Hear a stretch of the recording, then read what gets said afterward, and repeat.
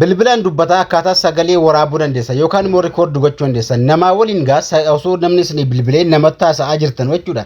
Haala kamiin akka rikoordi gochuu dandeessa yookaan sagalee bichaa qadda'uu dandeessan isin agarsiisa jechuudha. Bilbila keessanii iimoo ta'ee waasappii ta'ee bilbilaan dubbataa namaa waliin haasa'aa haala kamiin akka sagalee keessanis abbichaas rikoordi gochuu dandeessa yookaan immoo qadda'uu dandeessan jechuudha. Sagalee rikoordi gochuu iimoo waasappii teelegiraama ta'e akkasumas dawwalaa qaxxaayiroon isin bilbilu jechuudha.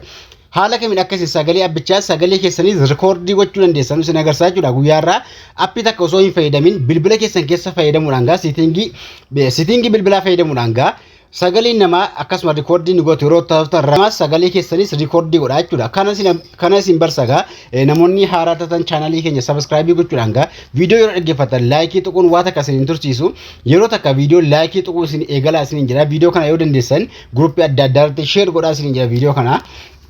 Egaa bilbilaan dubbataa sagalee waraabu haala kamiin keessan dandeessan bilbila keessirraa bakka point ka jedhe bakka ittiin dawwalatan kaanii seentu jechuudha. Point bakka jedhe seenuudhaan bakka dawwalaa jechuudha. Namni hin beekne hin jirtanu guyyaatti nama meeqa sara seenee baha bakka dawwalaa kana garuu siitingii hedduu of keessaa qaba appiin kun jechuudha.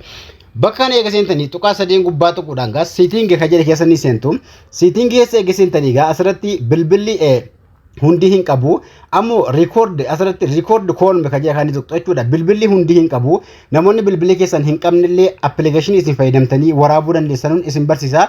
Comment jedhatti na barreessaa isin jira. Bilbilli kan keessan hin qabu ta'e kan ko hin qabu jedhati comment jedhatti na barreessaa. App isin fayyadamtanii record gochuu dandeessan isin fida yookaan immoo viidiyoo isaa isin hojjedha.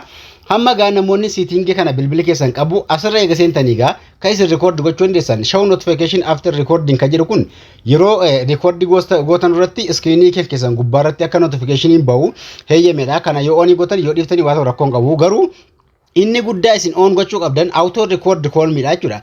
Auto record call me kun yoo ofii ta'e isinii dhufe inni kun jechuudha on gooto jechuudha. Fakkeenyaaf haala kanaan ofii yoo dhufe on gooto jechuudha kana.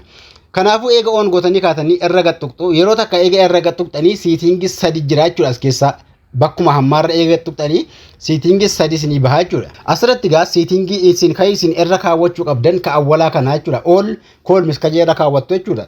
Maaliif akkasuma yeroo namni isinii bilbilus yeroo namaa bilbiltanus akka isinii waraabu ka godhu ka awwalaa ta'e jechuudha. Hunda isaa ka rekoordii isinii godhu sa awwalaa irra kaawwattu jechuudha. Isa awwalaa irra kaawwachuudhaan gara duubatti yeroo deebinu asirratti record call mis kajettu ka yeroo tuqxanu ka isin rekoordii gootan as keessatti isinii baasa audioodhaan dhaggeeffachuu dandeessu waan haasa'aa turtan namaa waliin. Yoo asirra seentan waan nama wajjin rekoordii gootan isaa dhaggeeffachuu dandeessu jechuudha. Kanaafuu yoo rekoordii sana balleessuu barbaaddan irra gadi qabuudhaan mallattoo dileetii ganjallaa isinii dhufa. Dileet gochuudhaan waan rekoordii gootan hedduu isinii baasa jechuudha. Kanaafuu waan rekoordii gootan asirratti argattu call rekoordii kan jedhu auto rekoordii call me kana onii gootu jechuudha. Asirratti haala kanaan kan isin onii gootanii itti fayyadamtan yeroo namaa bilbiltan yeroo namni isinii bilbilu hunda rekoordii godha jechuudha.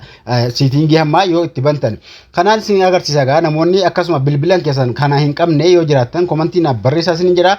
Viidiyoo kana akka namoota hedduu bira gahuuf laayikii fi sheer gochuu hin dagatinaa. Gaafii yoo qabaattan waa'ee bilbilaa wal qabate komantiitti na gaafachuu dandeessu isin jira. Haala kanaan itti fayyadamaa kutaattanuu hanga walitti dhumutti nagaan tura.